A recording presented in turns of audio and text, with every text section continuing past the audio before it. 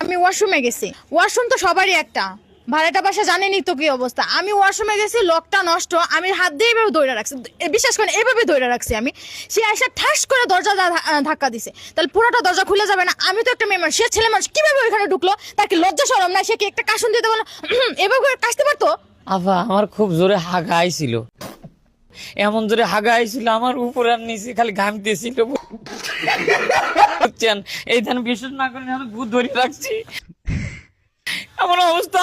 আমার মনে করছে হাগার চোদনে বাঁচতেছি না আমি, কি জানি সে ভিতরে রয়েছে আর ভিতরে থাকবে, সে খিল আটকা দিবি লয়। আমার জোরে হাগার চোদনে মনে করেন যে এমন জোরে মনে করেন ধাক্কা মারছি,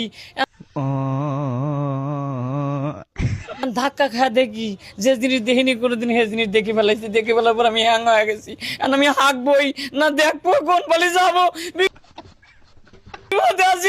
গু আটকে রয়েছে। এই দেন আমাকে একটু হাঁকবে।